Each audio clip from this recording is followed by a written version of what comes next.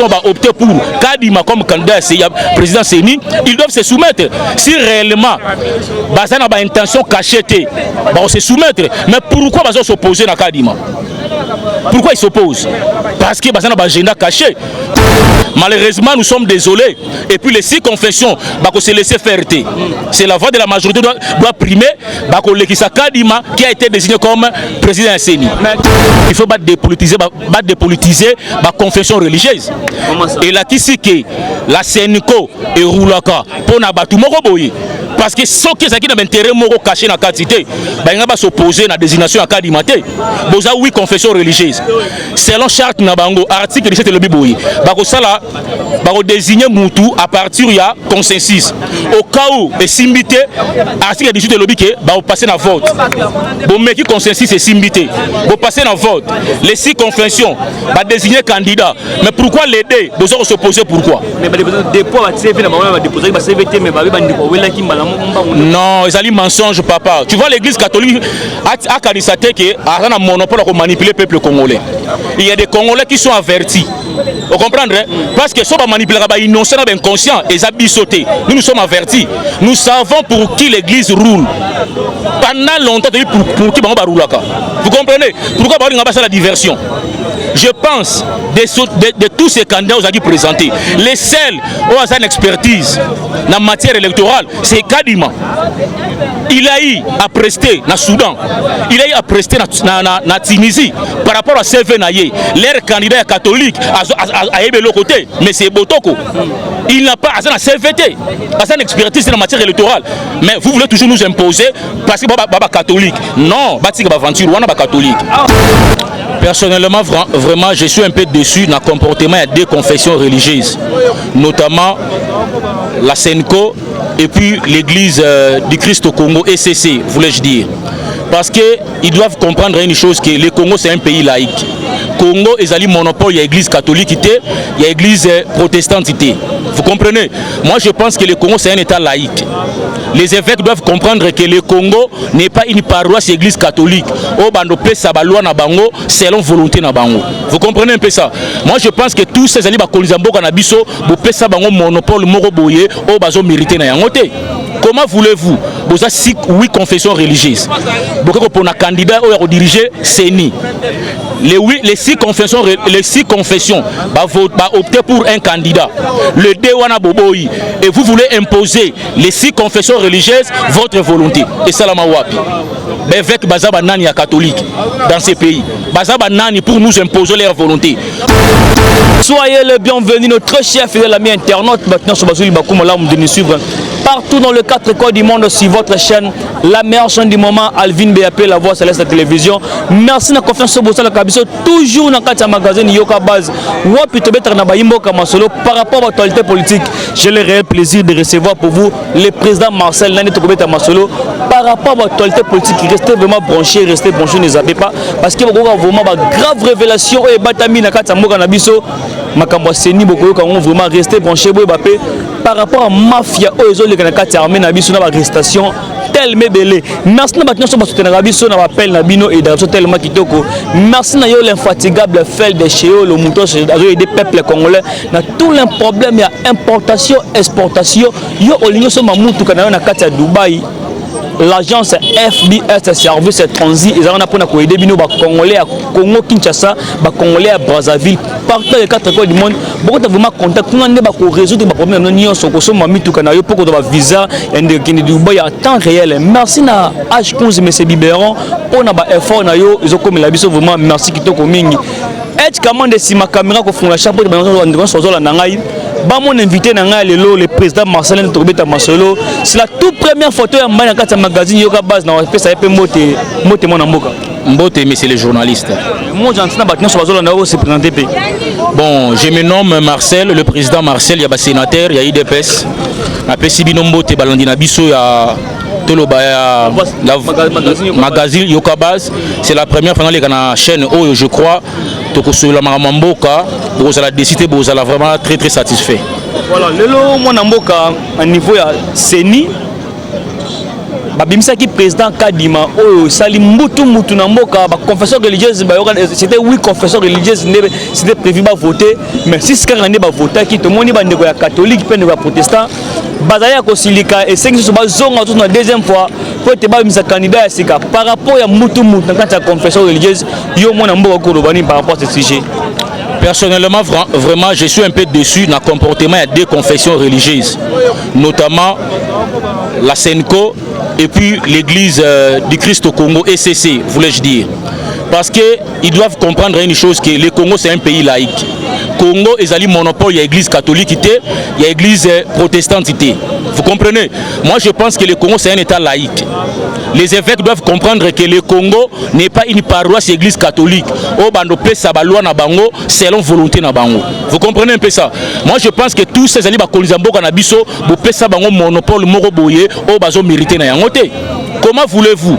Vous avez 8 confessions religieuses. Vous avez un candidat qui diriger CENI. Les 6 confessions opter pour un candidat. Le Dewana Boboyi. Et vous voulez imposer les 6 confessions religieuses votre volonté. Et ça, la mawapi. Avec Bazaba Nani catholique dans ces pays. Bazaba Nani pour nous imposer leur volonté. Nous avons compris une chose. Parce que nous savons pour qui Bango Baroulaka. Ils veulent nous imposer leurs candidats, pas contrôler CENI, pas imposer les candidats européens comme toujours. Malheureusement, leur carte a échoué. Vous comprenez? L'église catholique a un monopole dans Mboka Haute. Vous comprenez? L'église catholique a un fidèle naïe, comme l'église des réveils, comme les salististes, comme les kimbanguistes. Ils n'ont pas de monopole dans ces pays. Ils doivent comprendre ça. Nous sommes dans la démocratie, la voix de la majorité a primé. Les 6 confessions vont opter pour Kadima comme candidat président CENI, ils doivent se soumettre. Si réellement, ils ont une intention cachée, ils vont se soumettre. Mais pourquoi ils s'opposer à Kadima? Pourquoi ils s'opposent? Parce qu'ils ont un agenda caché. Comment voulez-vous? Vous êtes chrétien, vous êtes père de l'église, vous allez communiquer pour dire que nous voulons un candidat qui sera courageux à publier un résultat pour l'alternance au Congo. Pendant que la constitution et les chefs de l'État actuel, possibilité de briguer deuxième mandat. Voilà déjà à partir de la déclaration à Bango et là c'est leur position. Opposition. C'est clair. Moi je pense que les évêques doivent comprendre que c'est la mission au Nzamba Bengela Bango. Et c'est une mission sacerdotale de gagner les âmes au Bazar Mobabungi. Batika politique et politiciens. Nous avons compris maintenant leur manœuvre était de nous imposer leurs candidats aux obédience à Bamindele et à Européens au Bango Basutinaka. Malheureusement nous sommes désolés et puis les 6 confessions bako se laisser faire.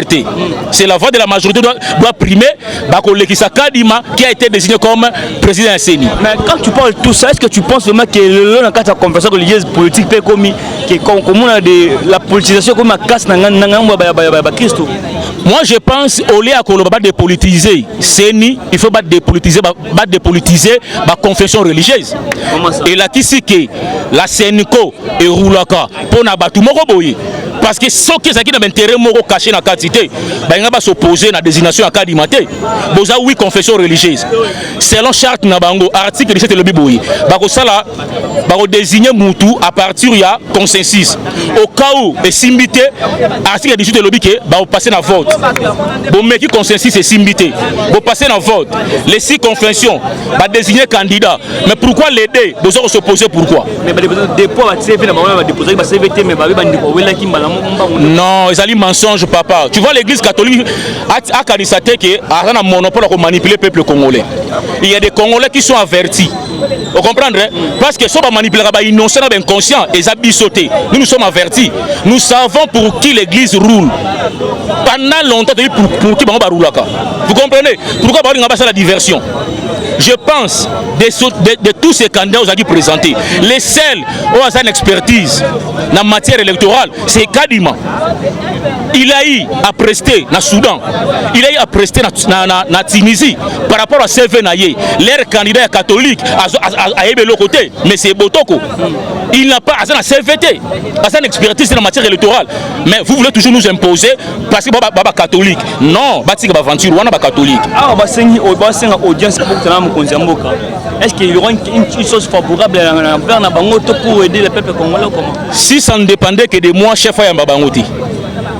Parce que d'abord, l'air cardinal a manqué de respect au chef de l'État. Tu peux imaginer, Moutoué, quand on a matin, on s'est éprouvé. Au Balousi, on observe qu'il y a Mosengo et comme une matinée politique pour créer chef de l'État. Manque de respect au chef de l'État. Vous comprenez? Et puis cette question à destination à président Séni et conseiller chef de l'État. Et concerné était. C'est à eux, président Séni, on a parlement, entériné Yango, et puis le chef Séni a promulgué ordonnance, les nommants. Alors en quoi le chef de l'État va se soumettre à la voix de la majorité? Vous savez qui oui confession, les 6 va porter choix sur Kadima, va se soumettre. Moi je pense que si on va se soumettre, agenda caché dans Simawana. Malheureusement leur plan a échoué. Vous comprenez? Le Congo n'est pas une paroisse église catholique. Ils n'ont pas ce monopole-là de nous imposer leur volonté. Vous comprenez? Mon père basango catholique wa sengi ki balonga ba deux candidats wana ebo kadima na ebo toko wana balonga bango baloka so ba candidat mutusu pour ba voter pour ba représenter président Séni dans l'élection. Maintenant tu comprendras maintenant que bana ba jemo ka mabe. Vous comprenez? Je vous dis de tous ces candidats, où il y a une expertise en matière électorale, c'est Kadima par rapport à son CV. Leur candidat a une expertise morotée, ni expérience en matière électorale. Mais pourquoi maintenant les candidats yaba kimbanguiste, notamment Kadima, pourquoi? Non?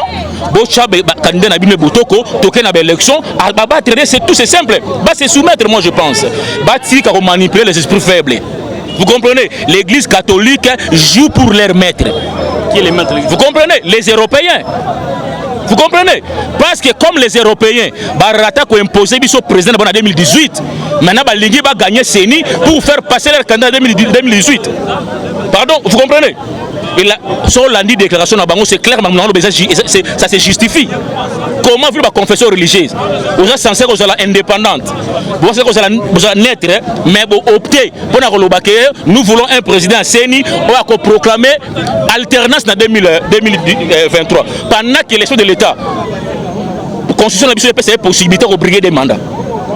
Vous comprenez? À partir à l'air dire, tu comprendras qu'il y a un agenda caché pour le chef de l'État. Par rapport à ma senior, par rapport à vote, par rapport à Bilinga, est-ce que vous avez interprété que vous ne t'en fais pas.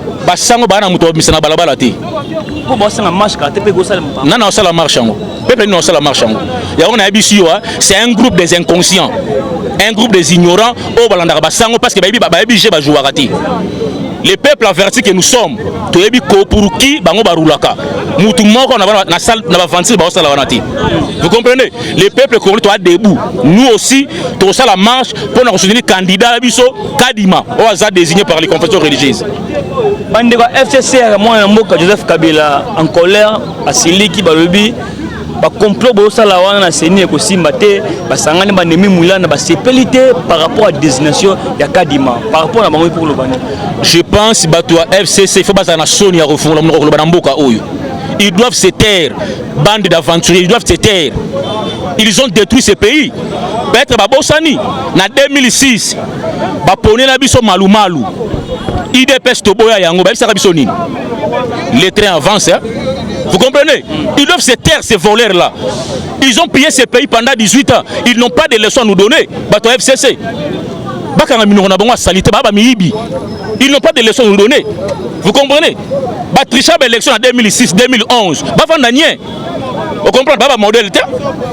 Vous comprenez? Baba na leçon à couper sa bisoté. Bato FCC. Baba nien. Baba c'est la base à malheur à peuple au Namboka Oyo. Bato FCC. Ils doivent se taire. Vous comprenez? Basa na Sony. Vous comprenez? Si c'était moi à leur place, n'engana vandanie. Ba imposa biso malumalu, ba imposa biso ngoyimulunda, ba imposa biso nanga. Peut-être babosani. Ils ont une courte mémoire, babosani. Vous comprenez? Bakanga mino ba vandanie. Mais bandika c'est balobi que Fati a une volonté d'organiser l'élection en 2023. Il y a tous ces manœuvres. Il y a une volonté d'organiser l'élection en 2023. Je pense que Fati a un député. Alors, regardez-moi dans les lèvres. Il y aura élection en 2023. Maintenant, quand on a une opposition, tu as vu ma manœuvre comme en 2018. Vous comprenez? Pour rappeler nos téléspectateurs, en 2018,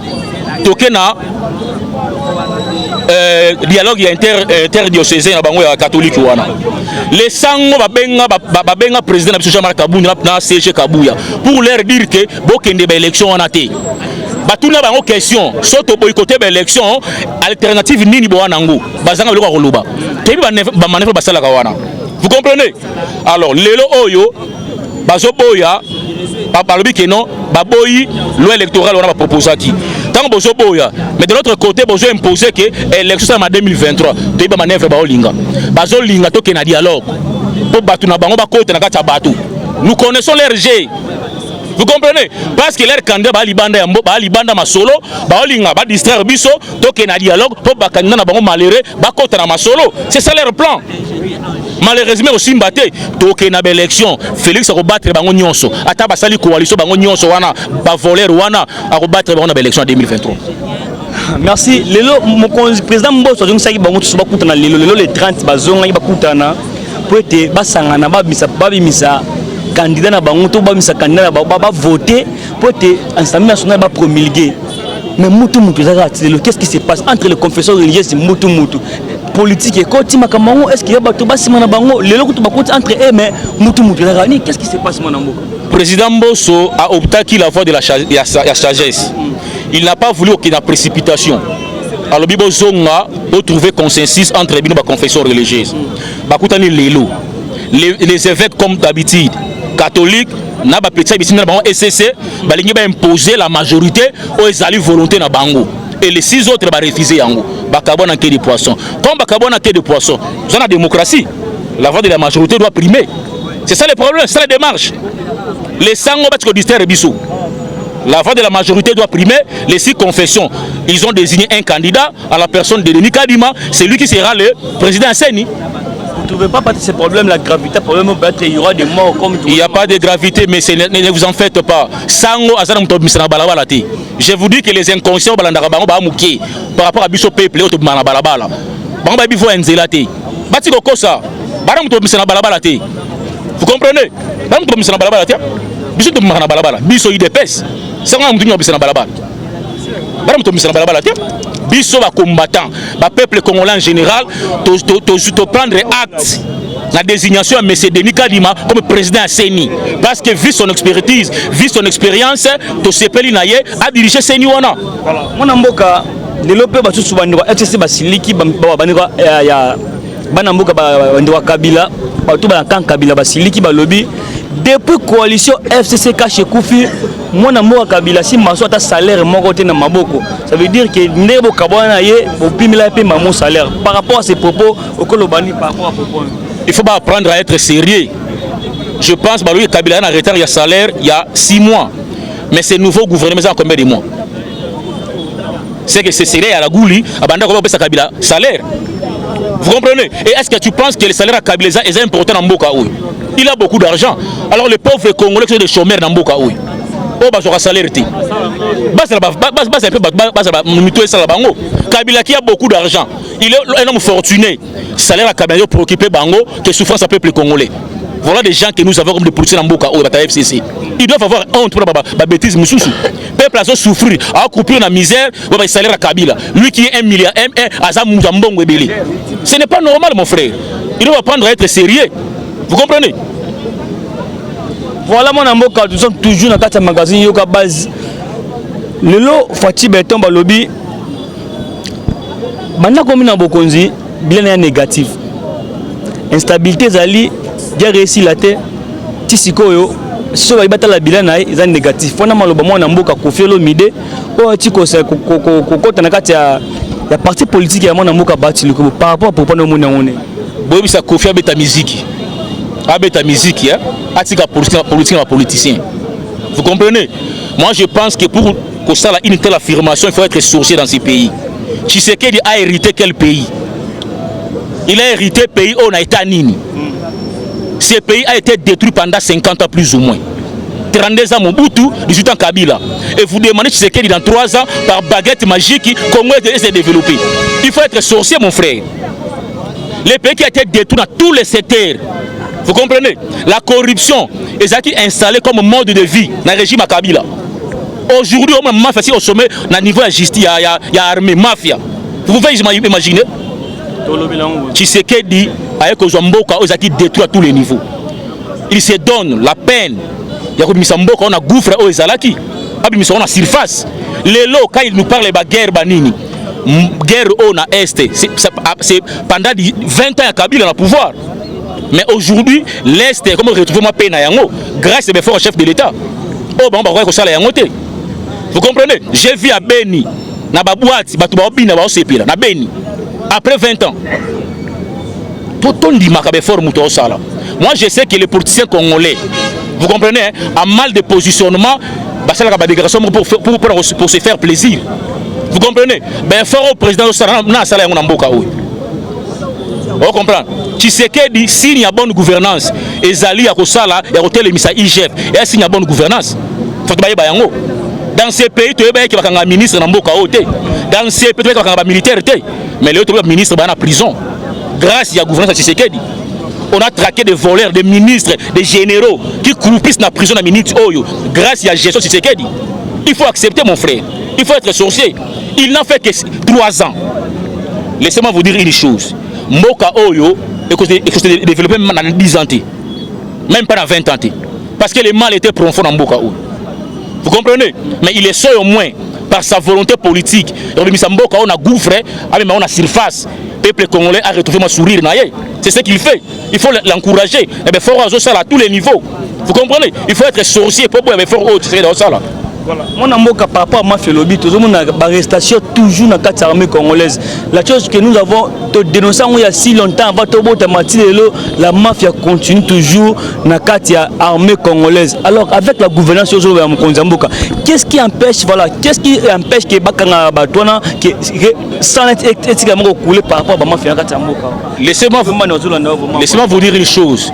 Même dans le pays à vieille démocratie, mafia ezalaka toujours mais ba réduisera pourcentage na yango. Même aux États-Unis Tshisekedi a hérité mboka nini oyo mafia corruption ezalaki érigé na mode ya vie. Vous comprenez? Lelo oyo azui pouvoir oyo abani ko arrêter mouraji wana accepter ba effort azo sala oyo baki na mboka bakanga généraux. On a arrêté 9 officiers supérieurs na mboka o avant tira bazui sous 6 chaîne ezali moulayi pour démanteler le réseau na nyonso. Il faut y avoir fort mu muto sali. Tu es bien en mboko bakanga magistrat, tu es bien en mboko bakanga ministre. Mais grâce à Tshisekedi à l'acception que mututu aza égal devant la loi. Il faut le féliciter mon frère. Amoko za muté amabe. L'hémorragie, il faut arrêter l'hémorragie. Imaginez-vous ba auto découvrir le niveau de fonction publique. Ba détournaka 20 millions chaque mois. Depuis pour Kabila, 20 millions par mois. Peuple a coupé la musique, à l'ennemi a fongoli mounoko pour nous dire des bêtises.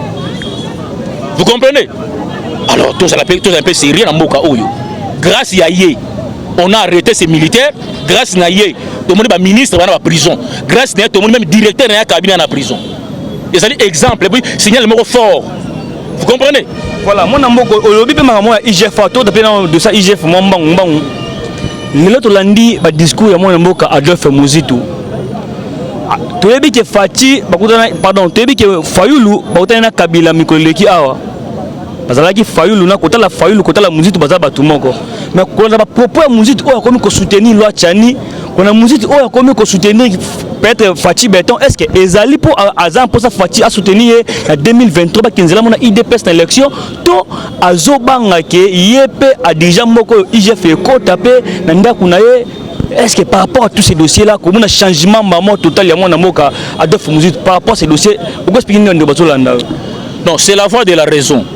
Mon place est raison Zali, balanda toujours. Mouzitou a ebisa biso na top Congo.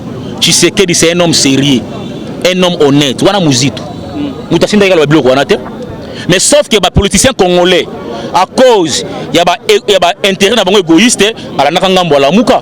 Aujourd'hui, il est revenu à la raison. Il a dit que c'est notre frère. Parce qu'il a compris qu'il se bat pour l'intérêt du peuple congolais. C'est clair, mon frère. Mouzitou est congolais. Si aujourd'hui il soutient la loi Tchani, il a raison. Les Congos congolais, c'est la moindre des choses, papa. Comment voulez-vous un pays comme Congo? Ils ont des potoirs, ils ont poubelles, Toyambio na mboka o qui pêcheur, au diriger biso. Attends, tu as bantaba yango simbate, papa. Et au simbate, Congo ça des potoirs, Congo ça peut poubelle. Vous comprenez? Dans toutes les lois au monde, vous comprenez? Donc, il y a une loi algérienne et pas d'abord Koutou pour être candidat président de la République. Même ta femme doit être algérienne. Tu dois être musulman. On n'a pas condition pour qu'on verrouille toujours nini fonction chef de l'État. Donc pas nabiso awa bacha mutino soya na comme dans dépotoir poubelle. Oye nayo outi zamboye na oui président na Congo. Nous disons non à cela. Voilà pourquoi nous Congolais doit soutenir loi na Tchani. Il faut les cas. Ba verrouiller fonction chef de l'État. Bandeko baloba ke union sacrée et bon magami bité.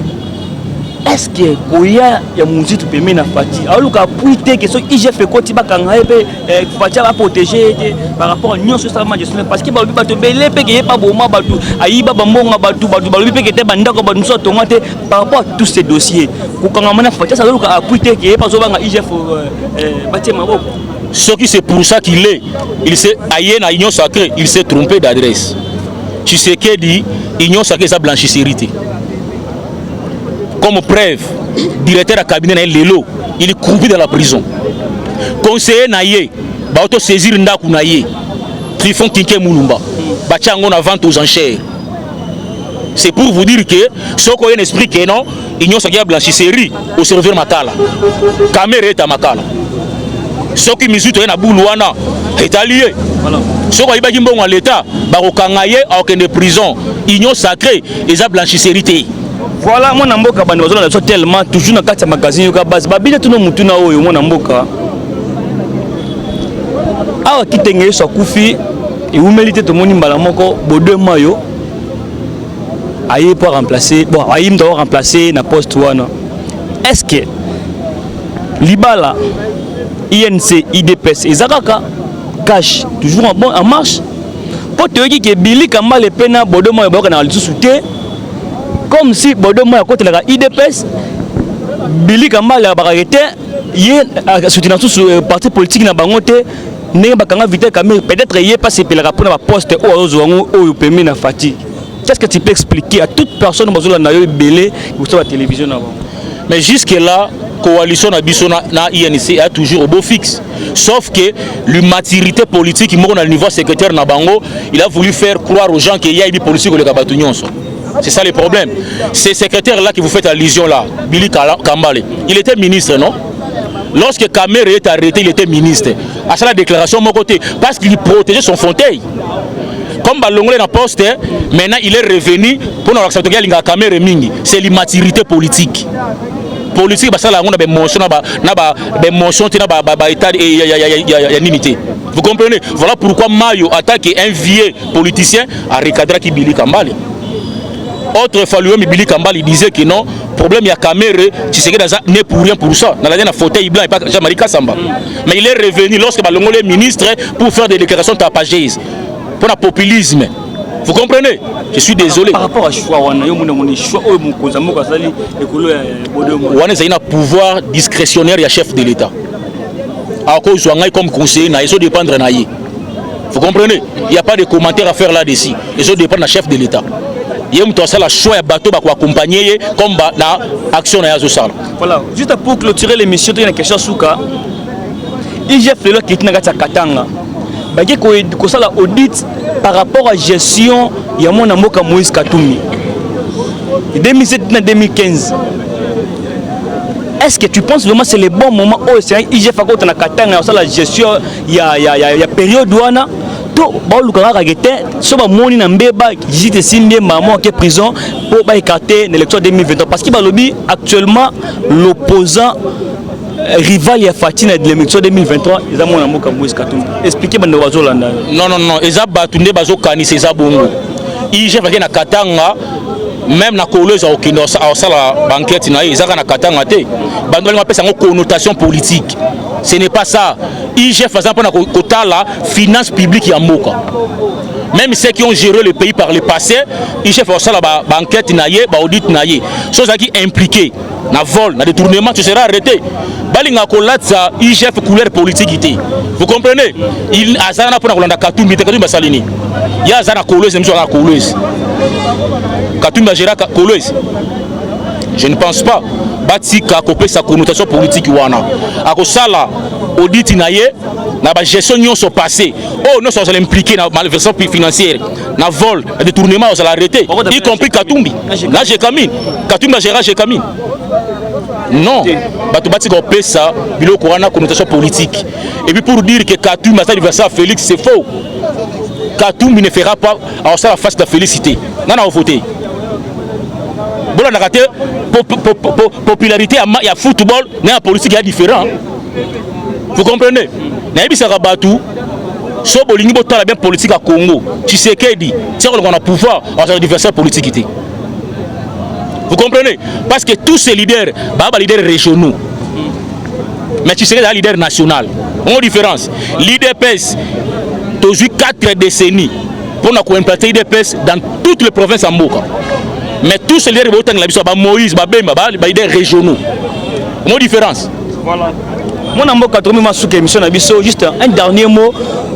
Oh, qu'est-ce que les gens peuvent retenir quelque chose dans le passage dans l'émission Nabiso va retenir ni peut dans sous canaux au petit numéro de téléphone parce qu'il maintenant tellement tout dans le délai mais faute de temps bah peut-être bien un téléphone pour développer. Na ligne juste Nabiso ba peuple congolais ba olanda na multi oyo. Vous comprenez? Balanda manipulation ya basangote. Vous comprenez?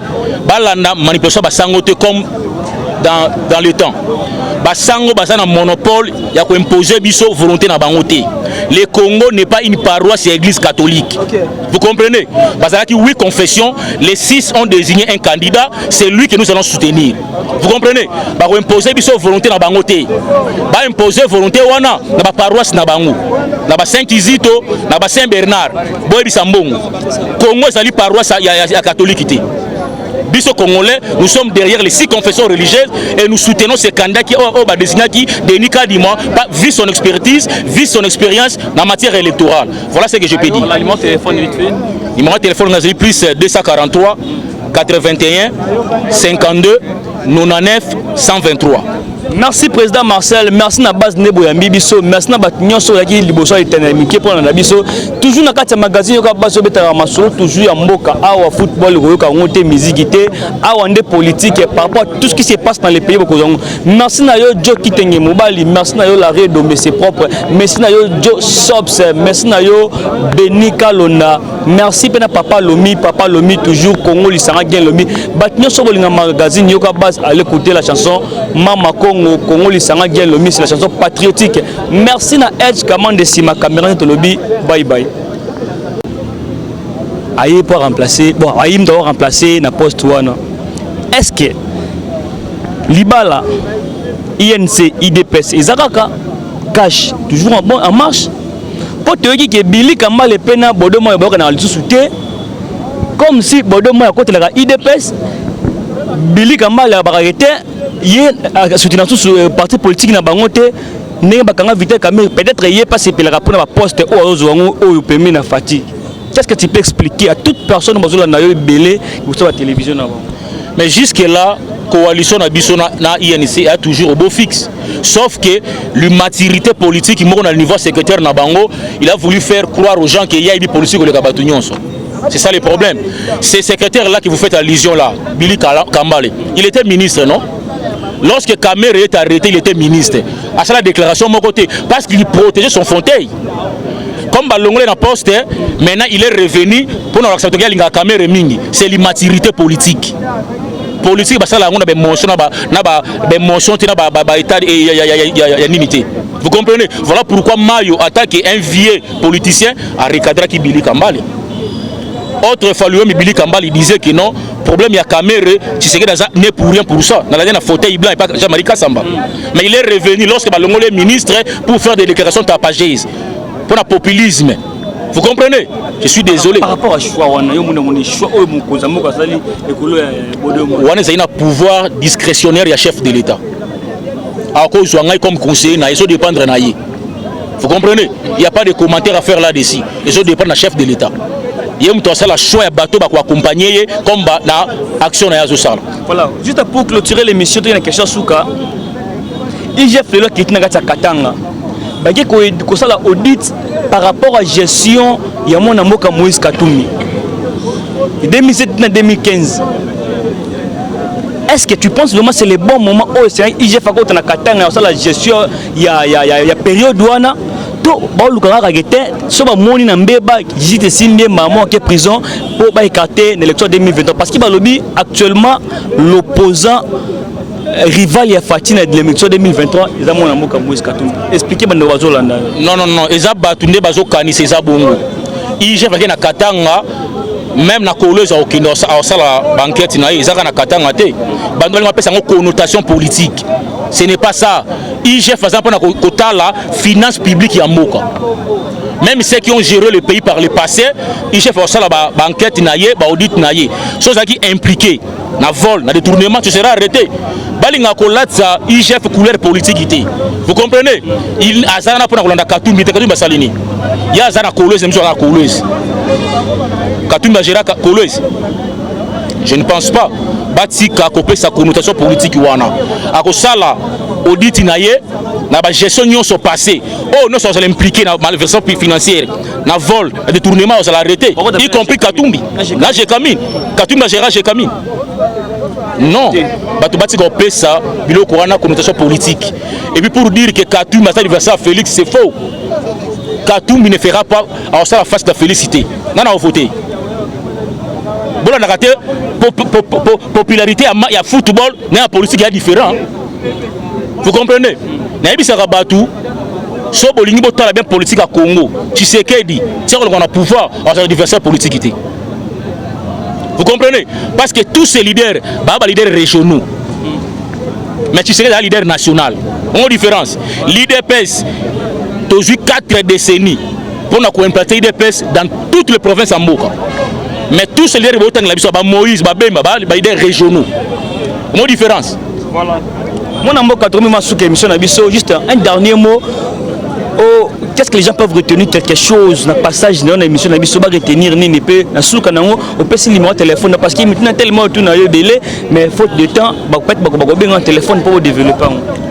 Na ligne juste na yebisa ba peuple congolais ba olanda na minti oyo vous comprenez balanda manipulation ya basangote vous comprenez balanda manipulation basangote comme dans le temps basango basana monopole ya ko imposer biso volonté na bangote le Congo n'est pas une paroisse et église catholique vous comprenez bazalaki 8 confessions les 6 ont désigné un candidat c'est lui que nous allons soutenir vous comprenez ba ko imposer biso volonté na bangote ba imposer volonté wana na ba paroisse na bango na ba Saint Kizito na ba Saint Bernard boy bisambongo Congo c'est paroisse ya catholique té biso congolais nous sommes derrière les 6 confessions religieuses et nous soutenons ces candidats qui ont désigné qui Denis Kadima vu son expertise vu son expérience en matière électorale voilà ce que je peux dire numéro de téléphone numéro de téléphone c'est plus 243 81 52 99 123. Merci président Marcel, merci na base Nebo ya Mbibiso, merci na batnyoso ya ki liboso éternellement pour na biso. Toujours na kati ya magazine yo ka baso betaka masolo toujours ya mboka awa football ko ka ngote musique té awa ndé politique par rapport à tout ce qui se passe dans les pays bokozongo. Merci na yo Jo Kitenge Mobali, merci na yo la Redo mais c'est propre. Merci na yo Jo Sobs, merci na yo Beni Kalona. Merci pena papa Lomi toujours Congo lisanga bien Lomi. Batnyoso bolinga magazine yo ka base aller écouter la chanson Mama Congo lisanga bien Lomi c'est la chanson patriotique. Merci na Edge Kamande Sima caméra de Lobi. Bye bye.